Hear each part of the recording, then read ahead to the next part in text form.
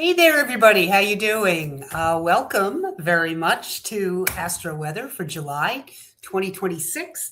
Hi, Sharon. I see you there. Hi, Jamie. Good to see you. Looking forward to being able to share with you the stuff that's going to be going on in July for this particular astrological forecast. There's a lot that we're going to be dealing with in this month ahead. As usual, Venus will be changing signs. It always does. Mercury will not, because it is in a retrograde function right at the moment. It will come out of retrograde towards the end of this month. Our monthly and new full moons are going to be in Cancer and in Aquarius, respectively, for this month. We have two big planets that will be going retrograde. And there will be an unusual, really unusual number of large planets making connections with each other, so that there's all kinds of aspects that are going to be in play, from Jupiter all the way up to Pluto. So we can expect a lot to be going on. And I think, considering it's a pretty lengthy forecast tonight, we better go ahead and get started. Go ahead and do this. Remove the banner. Make sure that I'm doing that right. Banner off. There we go. Alrighty. And we want this screen.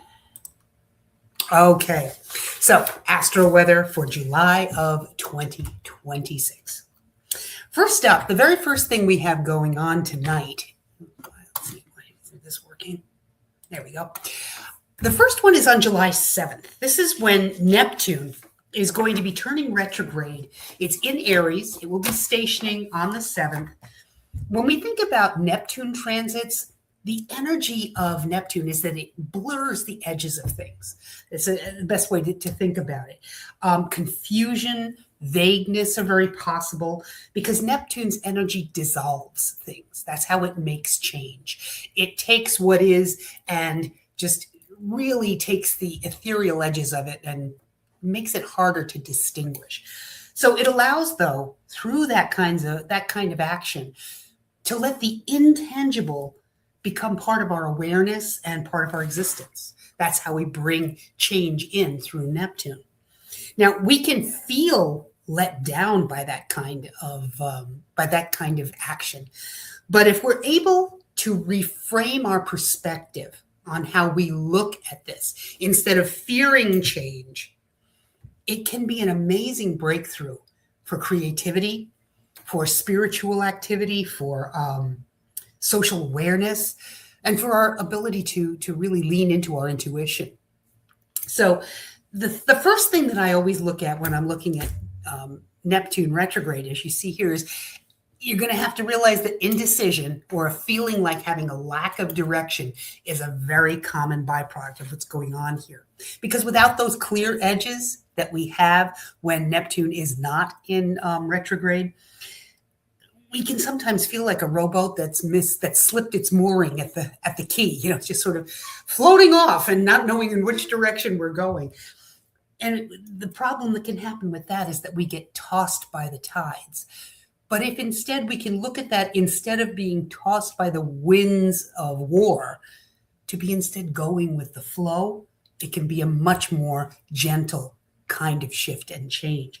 So the way that you work with this, the way you work with that particular feeling, that feeling of indecision, of a lack of direction, is to really utilize some grounding exercises. Like, for example, the 5 senses, 5, 4, 3, 2, 1 exercise, where you take look at, you see 5 things that you recognize, maybe in a certain color, 4 things that you can feel, 3 things that you can hear, 2 things that you can smell, 1 thing that you can taste, that kind of a thing. It brings you back into your body, and it makes you very much in the present, and that will help with dealing with this feeling of indecision and lack of direction. It's also really good to try to focus on making concrete steps forward whenever possible. It might be hard to make a decision, but you can at least get closer to the goal you want to end up at, if that makes any sense to you. It's also really important that you are very careful, that you're very wary of escapism and over-idealism, because these are common side effects of Neptune overtaking you. It's really important to ground in reality during this particular phase. It's also a time of spiritual insights. It can be an incredibly good time to review what you truly believe. And I'm laughing. I'm seeing Sharon. We were just talking about this last Sunday. This is going to be a time where we can really pin down where our belief systems and our value systems are resting right now and what needs to shift and change, if anything. It's a time to go back and look within, thinking about, look at any self-limiting beliefs that are holding us back from being able to achieve change that we want to make. This is a really good time to release bad habits that are self-limiting for you, that are keeping you from being the person you want to be. It can sometimes feel like a letdown, but if you allow it to flow and not fight it, it will be a lot easier in the long run. It's a great time to really increase your intuition, to trust your intuition, trust your dreams, because Neptune rules dreams. It rules our psychic ability. It rules the ability to use our gut reactions and our gut understanding of what's going on around us. So practice listening for your inner voice. Listen to it, heed it, make notes about it. It's really important, though, if you choose to make an intention, to ground that intention. In other words, to use typical grounding tools while you are trying to focus on creating new neural pathways with that intention in mind. Pausing and centering, like close your eyes, take good deep breaths, release whatever tension you're able to release. Be aware of your physical body at the moment, and then clarify your intention. What is it that you want to bring into your life? Or what is it that you want to release from it in order to bring something better in? What qualities do you want to employ? What kind of, what kind of new things do you want to bring in? See them, feel them, smell them. Actually try to engage your five senses. Visualize and feel what it is you're bringing in or what it is you're letting go of. See yourself achieving that. Visualization is an incredible tool to be able to help your intentions become reality. And then you can repeat these out loud to yourself to create those new neural pathways. It's called neuroplasticity.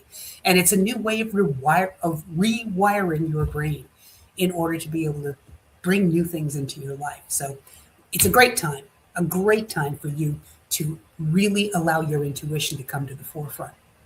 It's also a wonderful time for creative breakthroughs because Neptune rules our creative spark, where it all begins, what kicks things off, how our dreams really bring creativity into the forefront for us. This is a great time to pick up activities that you've set to the side: writing, dance, art, music, being out in nature. Being near water is a really good excuse for that. It's a really good time to rekindle any spiritual activities with an intent for almost like ritual, if you can, because sometimes connections for our creative function come through our sense of connectedness and our sense of mindfulness, which are, of course, spiritual in nature. It's a great time to keep a dream journal, too. So unless you're like me, I don't happen to remember my dreams. So dream journal is of no use to me. But if you remember your dreams, this might be a really good time for you to keep that notebook nearby or record information on your phone. Okay.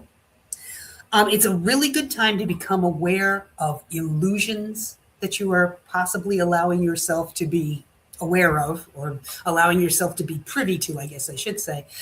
And it's also a good time to pay attention to the emotional boundaries that are either needed or that you have erected and need to make sure you're fulfilling.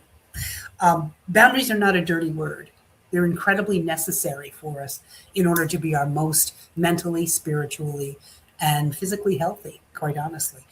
So it's a time to sweep away any illusions that have been keeping you from seeing reality the way it is, that have been keeping you willing to be misled, either by yourself or by someone else. There's a reason why Neptune in Aries is the big, I call it the come to Jesus retrograde and the come to Jesus sign, because it strips away all of the illusion, and you now become the spiritual warrior with the flaming sword is really what it's all about. It can be uncomfortable. There's no doubt about that, but it's real, and there's nothing that beats real, quite honestly. So facing these parts of your life, facing these illusions that have needed to be let go, can give you tremendous freedom to then move on into the next portion of your life. So use meditation, use journaling to help unlock what's going on under the surface for yourself. It's a really good way to help you make decisions based on what is real as opposed to what is not. This is a great time for compassionate work as well.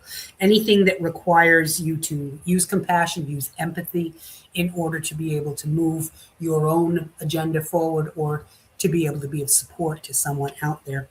During this period, any activity that needs or uses these traits can be really incredibly rewarding for you. So take advantage of volunteer opportunities. Take advantage of addressing those tough conversations that need empathy in order to get the point across. If you are experiencing, by the way, a Neptune transit to your own natal chart, this could be a little bit more intense for you. So you'd need to look to your chart, look to your astrologer to be able to see if this is something that might be in addition to just the normal Neptune retrograde. Now, it entered RX shadow back on March 16th at 1 degree of Aries, 37 minutes. Here on July 7th, it will be at 4 degrees of Aries. Neptune moves slowly, and 25 minutes. It won't station direct again until December 12th. At, again, 1 degree of Aries. So between now and December 12th, you've got a tremendously wonderful opportunity to really explore your spirituality, your creativity, your intuition, and your ability to gain in empathy and compassion. It will leave RX shadow, the retrograde shadow, on April 2nd, 2027. So wherever you have 1 to 4 degrees of Aries in your chart, that's the area of your life that's probably going to get kicked up the most. All righty, next up on July 9th, 2 days later, we have Venus sliding into the sign of Virgo. And this is a 3 to 5 week period, generally each month, of, in this particular case, in this particular sign, practicality, service, and refined attention to detail when it comes to love and to the aesthetics and the way we look at money, or we look at our resources in our lives. What you can expect is showing affection through all kinds of service-oriented ways. Like this is when love with your partner will be assisting them with tasks that maybe they don't enjoy, but you'd be happy to help them out with. This is a gift that isn't a showy thing, but a very practical and yet thoughtful gift. This is when your partner gives you a massage because it just feels so wonderful. They cook you a beautiful meal. This is practical, really touchable kinds of love that you will be able to experience for this.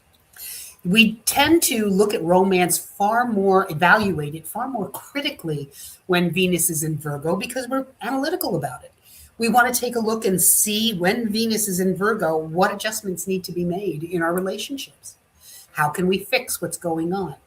But I will say, during this period of time from July 9th until August 6th, there's also a problem with Virgo. Virgo always wants to tweak.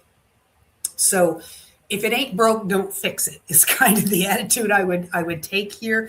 If things appear to be going well, or you seem to feel like things are really not that bad, or your partner is telling you we're doing fine, you may want to sort of back off on the need to tweak, only because it can get you into trouble. So tread lightly, tread carefully on that. It may not be the case. It may not be an issue, but just be careful on that one. I will say, when Venus is in Virgo, Virgo is ruled by Mercury, which is the planet of communication. So you can expect that any kind of sharing between you and a partner is going to be a lot more meaningful, a lot less shallow, a lot less surface oriented. You're going to get down to the analytical nitty gritty with Venus and Virgo in your conversations. It will not be surface at all. So if you are nervous about deep conversation, you better get yourself ready because there may be some really good ones coming up beginning July 9th. It's a time when we're not talking about relationship stuff. It's a time for really meticulous technical work. For example, any kind of a job that requires you to really have attention to detail, extreme focus, something that needs you to focus on the task at hand, that requires great concentration. If you can time it to be done during this period of time of July 9th through August 6th, you'd be in your best bet, quite bluntly, because you're ready for it. The energies of the planets are there to support you in that. This is a great time for editing. If you're a writer, this is a great time for working on a website to get tightened up and to update or review or revise something. Perfect for that. And Mercury's traits of, because Mercury, as I said, rules Virgo, traits of precision, service, workmanship. These are all in focus when it comes to refining aesthetics in the home space, because Venus is, Mercury right now is in the sign of Cancer. So if you want to spend a little bit of energy while Venus is in Virgo, getting your home in order, prettifying it, making it as refined and as beautiful as it can be. Great time. That's a great thing to do with it. It's also a really great time for self-care routines. This is the time to kick off that healthy diet, exercise routine, to go and get that massage, to get your Reiki done on a regular basis. Self-care, health is very much practical and well used when Venus is in Virgo.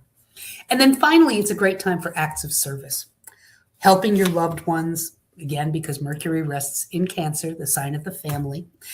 It can be, especially thinking about the fact that Cancer talks about our domestic lives, and Mercury is resting there. This would be a really great time to have acts of service like tidying a shared space that you share with somebody else. That would be a really good use of that energy.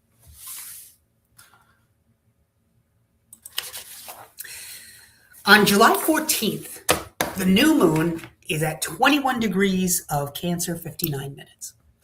This is a fabulous time to set intentions related to any personal goals you might have that are in the bailiwick of the crab, Cancer, the crab. And these are things like honoring all of our emotions, the intense ones, the loving ones, the seemingly irrational ones, embracing all of your emotions, not cherry picking which ones you think are worthwhile to be able to sit with on a daily basis. So becoming more at peace with your own emotional life is a really good way to utilize an intention for the new moon in Cancer. Another is to enhance any safety and security measures in your own home. Now, this is of course talking about physical security. So, if you need to get your locks changed, do it now. If you have ever thought about going to ADT and getting a security system, do it now. But it's also about making sure and taking steps that the house's basic systems are working well. So it's a good time to make sure you get your furnace checked, your AC is being checked, that you're making sure the water system is in good shape. It's that kind of a thing, making sure the health of the house and safety and security of the house is in good shape. This is also a really good time to set intentions to improve the quality of your domestic life. So this could be making sure about the safety and security of the family, making sure that, that you have institutes and have institutes some habits and activities that are good for the benefit of the family as a whole. Now, it could be something as simple as making sure everybody sits down to dinner together. It could be instituting a game night, or possibly once a week, a family meeting, making sure that everybody in the family is feeling part of what's going on. These are important things to initiate when the new moon is in Cancer. And it's really, really important because we usually want to do personal goals when we're setting intentions, to allow yourself to accept support, to accept nurturing, to not feel like you've got to, keep that stiff upper lip and power through. Let somebody help you is really what I would recommend. It's harder for some of us than others, for sure. So again, this particular phase of the moon occurs at 21 degrees of Cancer, 51 minutes. So where that rests in your chart is probably going to be quite telling in terms of what area of your life can be activated through this new moon. And occasionally, since this occurs while both Mercury and Neptune are in retrograde, so our thinking and our communication skills could be a little bit wonky. Excuse me, I beg your pardon. It may be hard to see the path forward, but if you can embrace the fact that certainty isn't necessary in order to move forward, then you might be able to find that discomfort level might be exactly what you need to push you to make some changes. So just a thought, just tossing that one out there. Oh yes, and it occurs exactly at 5:43 in the morning on July 14th, so quite early. Set those intentions within 8 hours of 5:43 for your best results. Okay, here's one of the big ones. This is one of the big ones. It's a very busy slide. I apologize for that. On July 15th, we have Uranus at 4 degrees of Gemini making a sextile, a nice harmonious aspect to Neptune at 4 degrees of Aries. So what does this mean? Uranus making any kind of a connection, but especially a sextile or a trine to Neptune, means that we're looking for, and usually can find, illumination, awareness, having the dissolution stripped away. Okay? So it's usually a desire to shake things up, both spiritually and socially. It's really quite remarkable. Our old beliefs get shaken loose. We gain clarity on things that we need to reframe in order to experience better how we see the world. This is a combination of vision, Uranus, and inspiration, Neptune. Or you could think of it as something that is revolutionary, Uranus, plus socially idealistic, Neptune. It's the idea of awakening, Uranus, plus tenderness and empathy, Neptune. And then insight, Uranus, plus compassion, Neptune. So these are shake-up times, but they don't have to be painfully so, if that makes sense. There's also a willingness to look at new, innovative ways of living, communicating, actions, our belief systems, all of that. It's absolutely all about the new, all about letting go of what always was and reaching for the ideal and the fresh. So we're more receptive at this point in time with this kind of an arrangement with Uranus and Neptune making the sextile. We're more receptive to the unusual or the different paths that we haven't taken before, things that we've never done before. We're willing to get out of our own way and leave the rut behind with this aspect. We're willing to engage with new ideas. This is a good time to allow yourselves to be exposed to something different than what you've always done or always believed. And we're not as frightened by that. So enjoy that moment. We will seriously buck any effort of somebody trying to force their beliefs on us. Just ain't gonna happen. We will feel a very, very real need to follow our own personal concepts of what our belief system needs to be.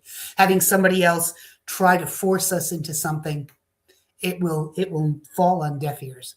But we really need to become aware of what it is that we need to know, what we need to believe.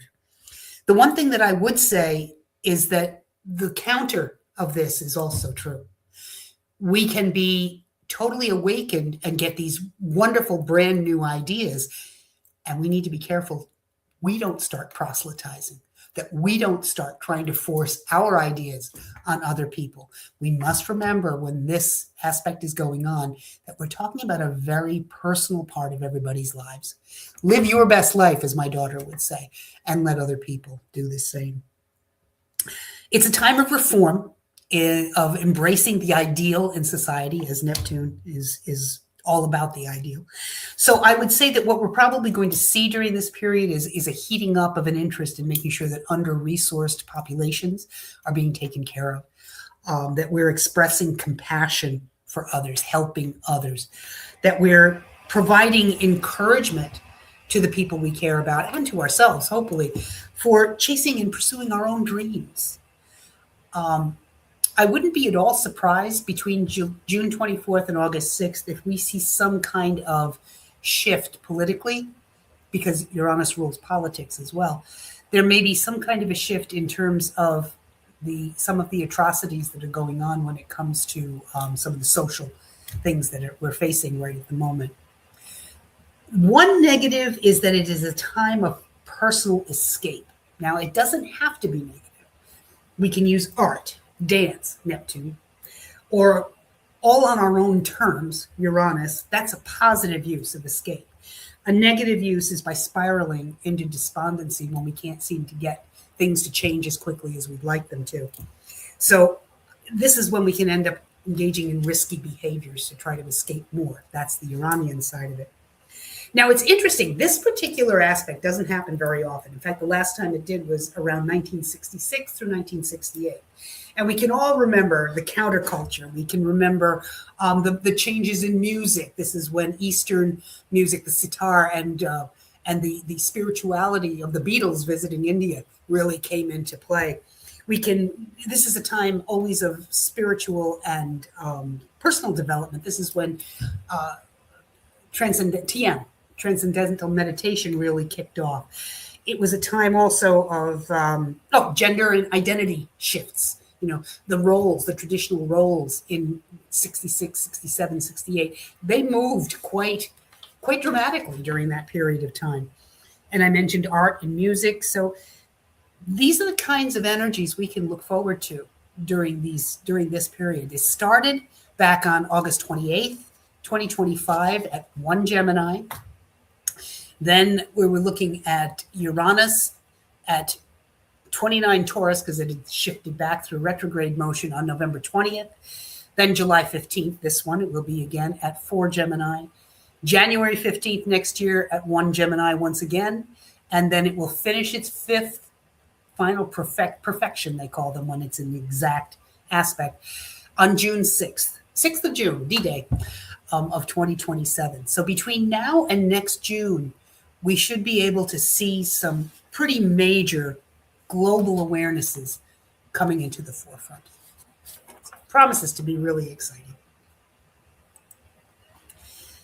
Then on July 18th, you'll notice these are happening pretty quickly. Uranus is going to be trining Pluto. Uranus will be at 4 degrees of Gemini, Pluto at 4 degrees of Aquarius.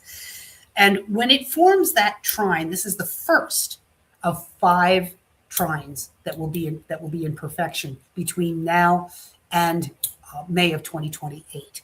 Remember how slowly these move. Uranus takes about 84 years to go all the way around the chart, all the way around the heavens, and Pluto 246, yeah, I think so. 246, 248, something like that. So these are slow moving transits. There's a lot of time for them to ripen and to kick into gear. And when we're looking here at Uranus being the planet of sudden change and awakening, and Pluto being the planet of all kinds of explorations of power and transformation, you can expect this to be pretty explosive. Yes, it's a trine, so that makes it a nice, easy kind of an aspect, but you're dealing with 2 powerhouse energy planets here. So you're going to know that there's a deep need for reform or for transformation during this period of time. Okay? And it's a time to recognize the need for a solid plan of action to benefit us, not just rebellion for its own sake. That's Uranus not working skillfully. That's Pluto not working skillfully. We want a solid plan of action that will be of benefit. Change, not just for the sake of change, but to make things better. We will be able to, with this particular aspect, put together plans for consistent, sustainable, and deliberate change, which is a good thing. So we do have the energy to make that happen. It's just a question of, are we going to avail ourselves of it? It's a powerful time for any kind of psychotherapy or psychoanalysis, because we're ready to tap into those really deep ambitions and motivations that we need in order to have growth in the time to come. Awareness, connection with our inner selves can really give us a wonderful insight into new directions that we want to go in. So it's a great time for that as well. Uranus also has the wonderful side effect here of a little bit more emotional detachment. So we're able to sort of step back and look at the tough stuff a little bit more objectively. It's not quite so painful. It's not going to be all peaches and cream, don't get me wrong.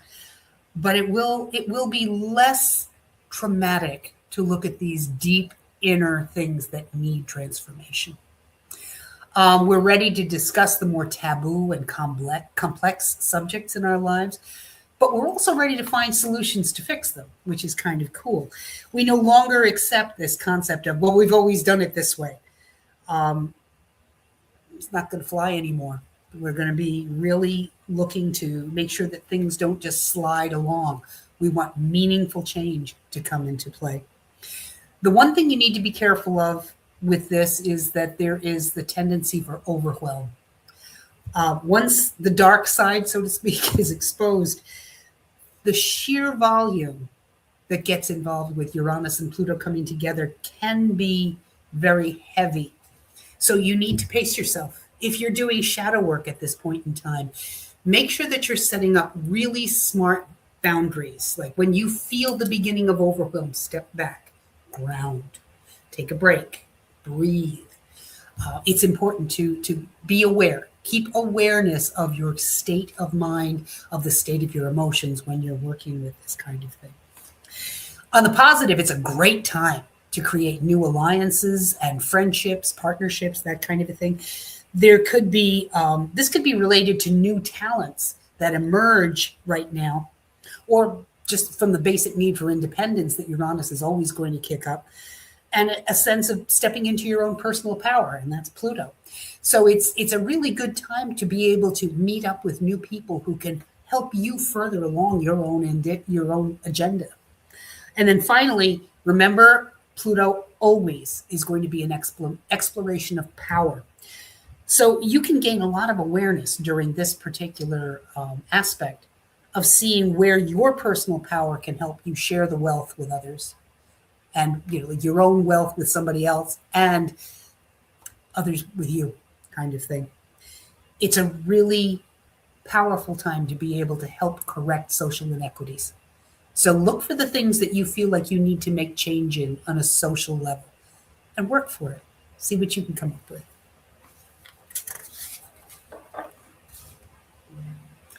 Next up, we've got a one and done. This is a Jupiter aspect. It's a one and done, but it is making a connection with Neptune. It's in orb from July 15th through the 25th, but it's absolutely ripened on July 20th. So what I would say is this is a time to have amazing capacity for empathy. Our compassion just expands exponentially with this. This is a beautiful, beautiful aspect.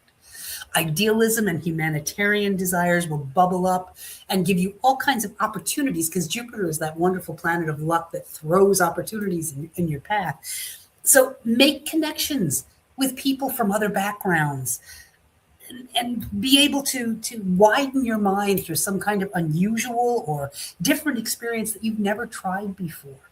Have the compassion to be able to reach out to people and help make their lives a little bit more interesting, a little bit more less stressful, perhaps. Your own generosity and compassion will increase, of course, because Jupiter is all about growth. And combined with Neptune, it makes sense that your creativity, your empathic capabilities, and your compassion will definitely definitely grow. We're interested in really determining, as I mentioned earlier with the whole Neptune and retrograde situation, in believing where our faith rests, because that's what Jupiter is all about. So take the time. Take the time to look through it while it's in orb, that July 15th through 25th period, to do this at its least frustrating, I guess is the best way to put it. I will warn you, practicality will take a backseat during this particular time. You're all about growth and expansion. The boundary concept is a little rough, so you may need to make sure that you are careful to make sure you take care of whatever boundaries will keep you safe and the people around you. But it's also got the kiss of Jupiter, so I would say you're probably not going to suffer too badly during this time. There we go. Next up, Jupiter is making another connection. This time it's an opposition. This is when it opposes Pluto. This is another standalone aspect. It's not one that will repeat because of a retrograde motion, but it's a potent one. Again, very strong desire for transformation. That's what Pluto's all about, and Jupiter's more, so more transformation. It can make this a more challenging aspect for those of us who don't deal well with change. If you have someone in your family for whom that's true, you're going to need a little bit of extra patience during this period of time. And it's a somewhat short orb. It's only in play probably from July 16th through the 25th. But while it's there, it can be pretty intense. People who are already leaning this way will be deeply ambitious during this particular time. I mean, you've heard me say already tonight and in the past that Pluto is all about power. So what describes power more clearly than examining our own ambitions, right? So this is one of the things that we're going to be looking at when this is in play, because Jupiter gives us the confidence that we didn't have before to feel we can conquer and achieve anything during this transit. But it is an opposition. And an opposition tends to be a stressful aspect. It isn't all bad and it isn't all good, but the harder you try to push what you're seeing as your ambition, your desires for growth, the greater you can stir up challenges and conflict, resistance, and outright obstruction. So try to be as gentle with the people around you as you possibly can. See if you can foster a sensation of collaboration as opposed to your agenda being the one pushed forward, if that makes sense. And it's also a really important thing to pay attention to, not exaggerating your own abilities. Jupiter likes to exaggerate, likes to expand. With this aspect, it's very easy to sort of overvalue ourselves, I guess is the best way to put it. And it can create, even to ourselves, okay? We can sell it to ourselves really well. But I can guarantee you it will not end well if you are not being honest and aware of that happening. So try to keep a handle on that kind of overconfidence. Actually, be careful of over anything. Overconfidence, over committing, over promising anything, because that's what Jupiter does. Jupiter does everything over. And Pluto is, the great expansion of everything as well. You're going to feel like you can take on the world, but remember, this transit only lasts for about a week. So if you take on too many projects or expand to too many activities or interests, at the end of that week, you're all of a sudden going to be like, so be wise and choose carefully which of these that you do push yourself out there for. This is not the time to proselytize or to try to force your views or opinions on others. This is like quite a strong theme for this whole month, really. If you do, we tend to make impulsive errors during this particular transit. The themes that we're going to be looking at, you're going to be dealing with on a regular basis, are manipulation, fanaticism, opportunism. That's a good one too. Exploitation, in both you exploiting others and them exploiting you. Legal issues can pop up too, because Jupiter rules the legal system. Hidden agendas. Pluto rules that which is hidden. Ulterior motives. All of these things are themes that you will be exposed to while this aspect is going on. But, the thing about trying very carefully not to go too hard with your own belief system, it's trying too hard. And resistance to somebody resisting you is a really good key. It's a really good clue for you to see where the error maybe in your judgment might be. If you're receiving strong resistance to your pushing, look at why that might be so. Look at, listen to others. Really listen to what their points of view are. And it may give you a very clear vision of what exactly might have been a missed step in your plan. The opposition helps us to make change by letting us learn, through others. So practice active listening while this is going on. Our next aspect is another Jupiter aspect. It's another one and done. This is a sextile. Yes, it's a sextile. Jupiter at 4 degrees of Leo will be sextile Uranus at 4 degrees of Gemini.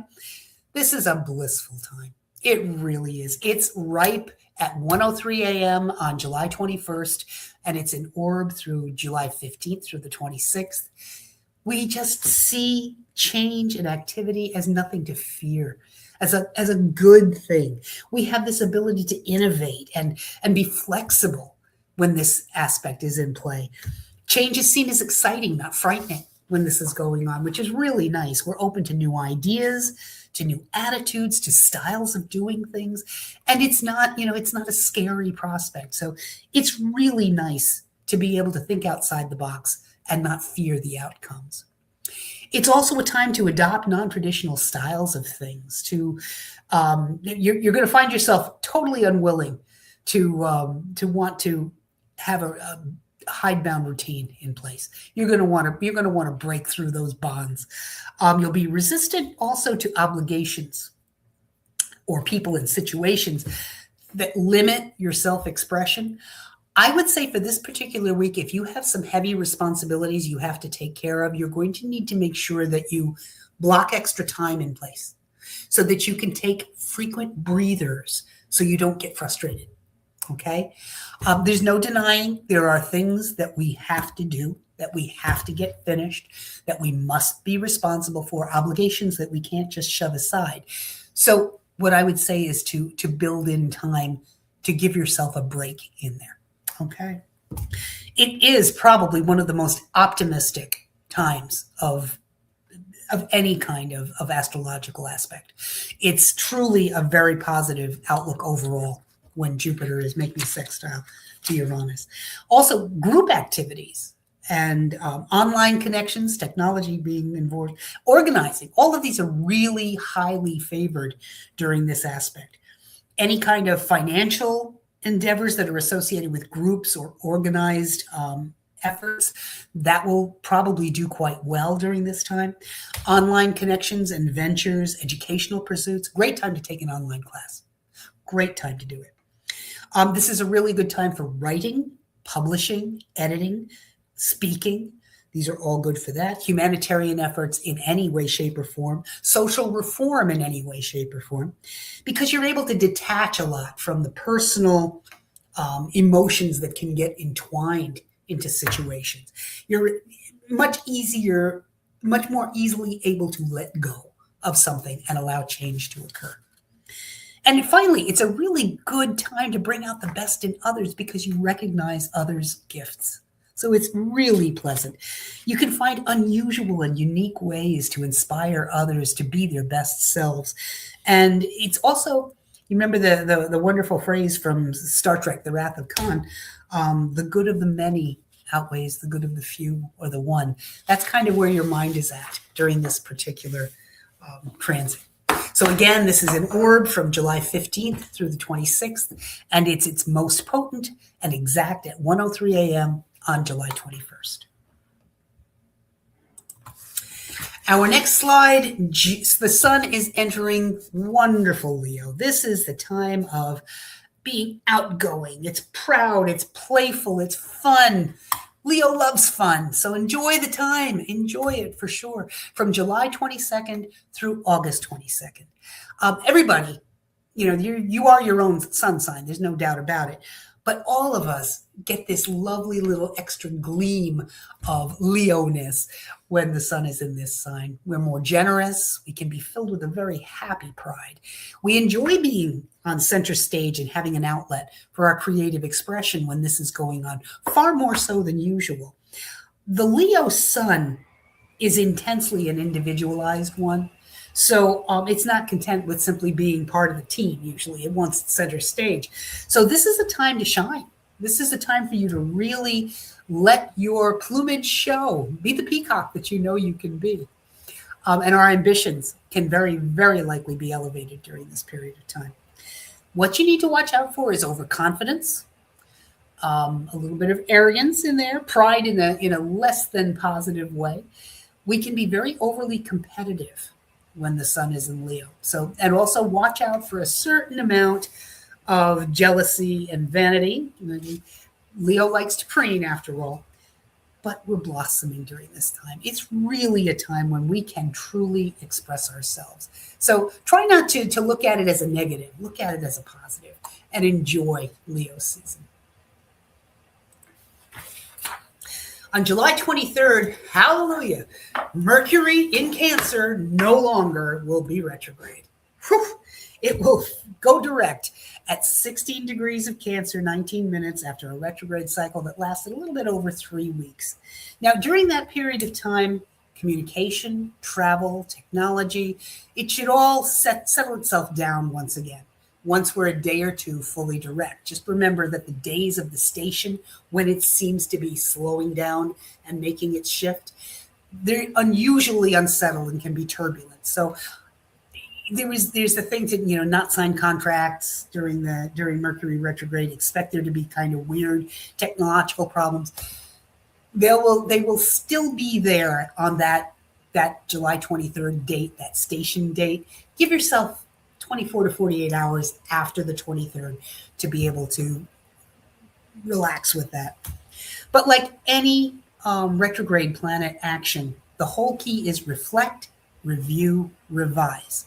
Now, Mercury in Cancer was asking us to think about the family, communication related to family. So think about over this last 3 weeks while this was engaged, what kind of issues, family communication issues, came to the forefront,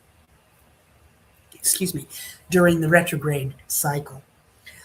Any kind of issues surrounding nurturing and your attitudes towards it, surrounding family dynamics, roles in the family, who does what, perhaps repairing any family arguments that might have been in place.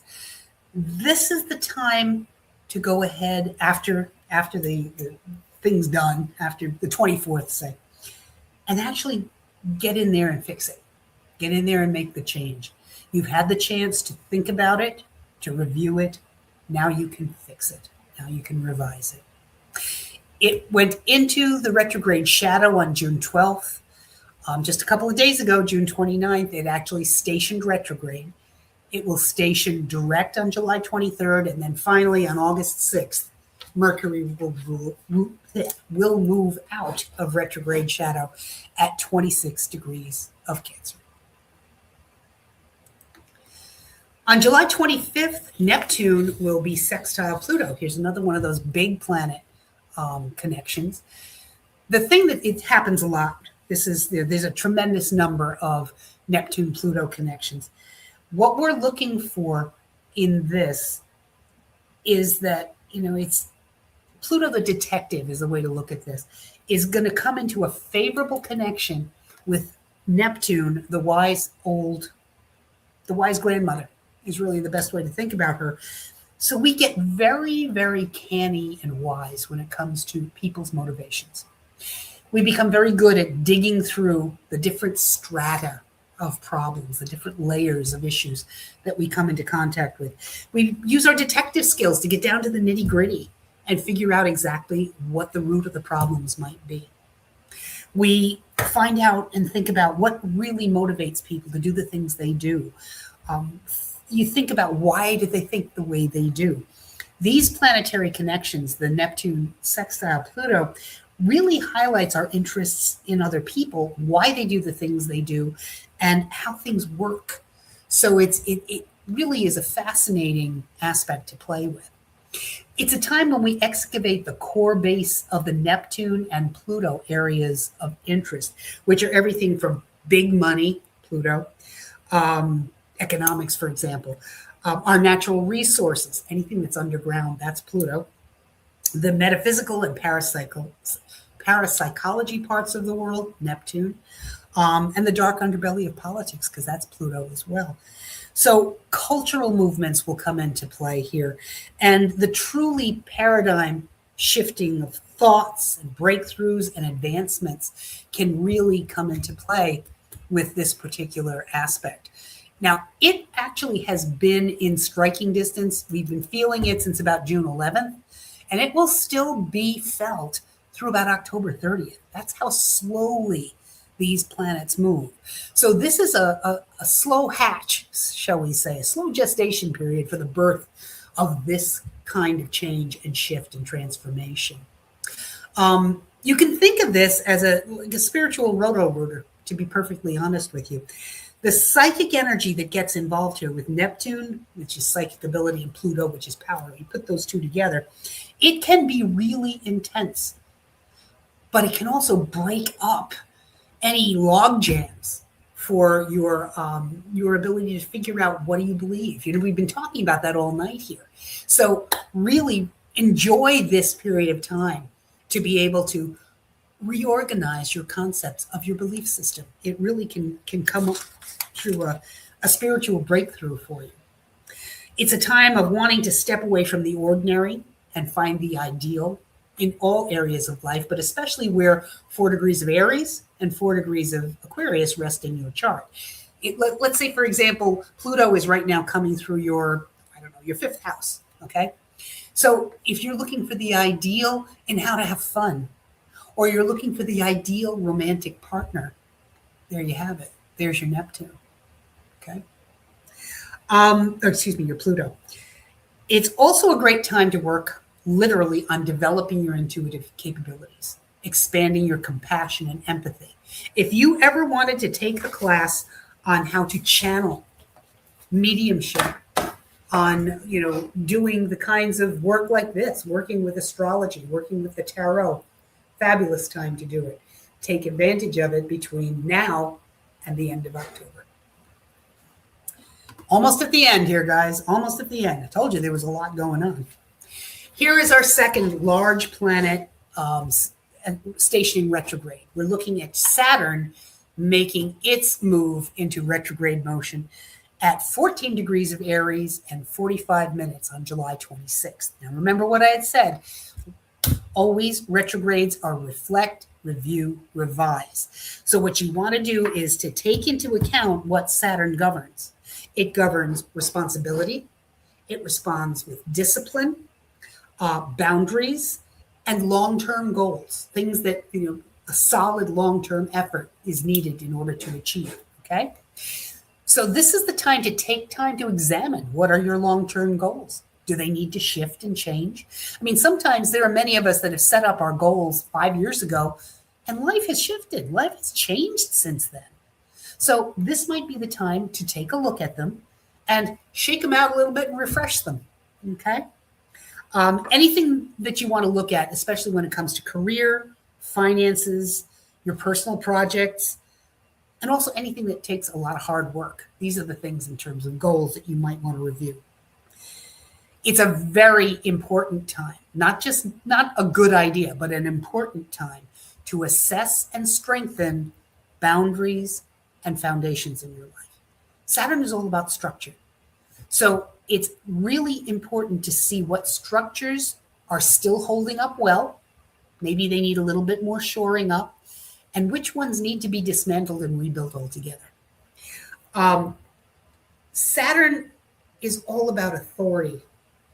So you need to take a look at what are the dynamics of you and authority figures in your life, whether it's you as a not submissive, that sounds terrible, as someone who is under somebody's authority, a boss, or you as a boss being that authority figure in question. You may need to think about perhaps adjusting your style in both ways, both being an employee or being an employer. Something to think about. You want to think about boundaries in relationships, and these are all relationships, intimate relationships, business partnerships, friendships. All of this needs to be looked at and to see if something needs to be tweaked and adjusted. Saturn is also foundational, how we build something brick by brick from the ground up. So if there is something that you've been working on building that doesn't seem to be taking off, you might want to examine whether you've been building it on sand or whether you've been building it on solid ground. You want to look at your current responsibilities and see what needs to be addressed. It's not a time to start new projects.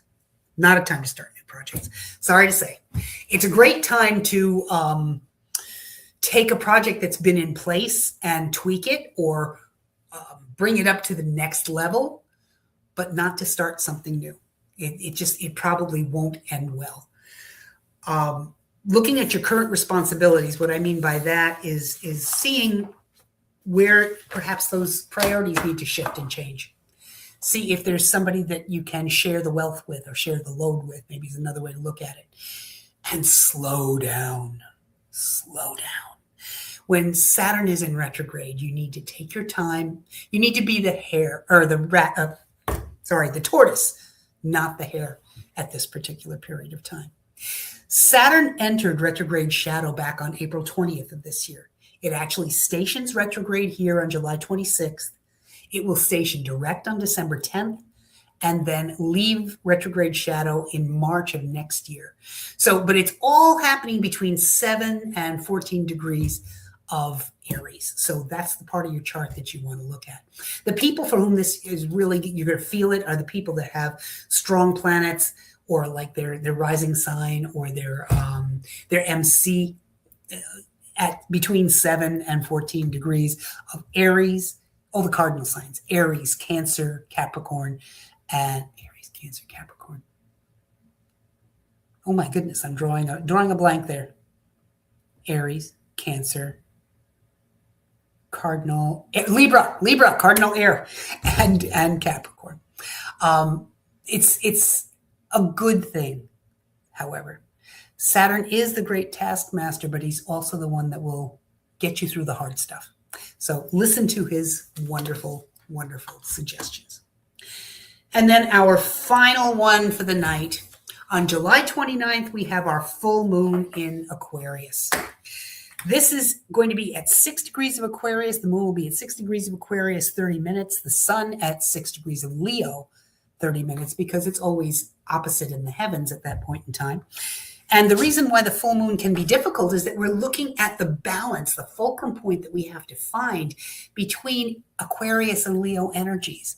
Aquarius is all about the intellect, whereas Leo is physical.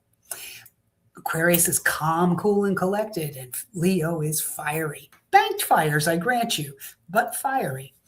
They're calculating, Aquarius, whereas Leo is passionate. Wanting group identity is what Aquarius is looking for, and Leo wants the limelight, that center stage I told you about. They seek a level playing field, our Aquarian friends, and the Leo seeks individual leadership. So group creativity, personal creativity, emotional detachment versus over displays of emotion. All of these traits are where you need to find your balance points. Where do those spots of 6 degrees of Aquarius and Leo rest in your chart? Because that house axis is going to tell you where these are going to come into play for you. Now, it's interesting, more than just this aspect of it. This full moon is an active one. In this particular full moon, the sun will be conjunct Jupiter, really very positive growth. The moon will be conjunct Pluto, which can be deeply emotionally intense. So it also is going to be making harmonizing aspects with Uranus and with Neptune. So all of the gods of change are being pulled into this. Except for Saturn, he's the only one that isn't involved. So this suggests really, and I wrote some notes down here, that it challenges our belief that push us to make change improvements and transformations. And you'll be looking for that fulcrum point, as I just described, to be able to make those changes. We might have to deal individually with a come to Jesus kind of a meeting between our morals and our value system and our fears, those things that are holding us back from moving forward. There's bound to be power, control issues, betrayal, trust issues, lessons of all kinds that are dealing with these particular issues in our lives. But there will also be some amazing creative and intuitive ideas for moving us forward into trust, into empathy, and into compassion. So don't look at it as automatically a problem.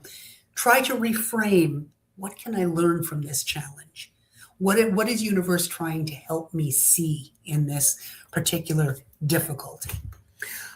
It can also be a time when we attach a higher meaning to our struggles, or maybe we need an incentive to carry on with our plans. If we can see that this is a time when what we are going through is kind of mirrored by everybody around us, that it's truly this case of the whole world is dealing with this situation, it should make it easier to bear some of the more difficult parts of this particular full moon.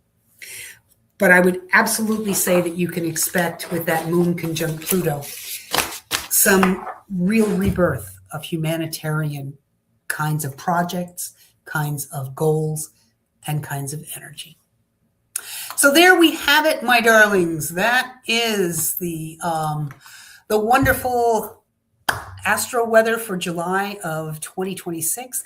If any of that had meaning for you, I'd love to see you make a comment. I'd love to hear from you. Let me know if you feel like it's useful. Make note of the dates. I'll be putting up, this will be going up on Firefly Hollow's YouTube channel, in case you want to go back over it and make more notes if you wish. But more than anything, thank you so much for joining me. I'm really, really pleased that you were here with me tonight, and I wish you nothing but the very, very best transits in the month to come. Take care, everybody.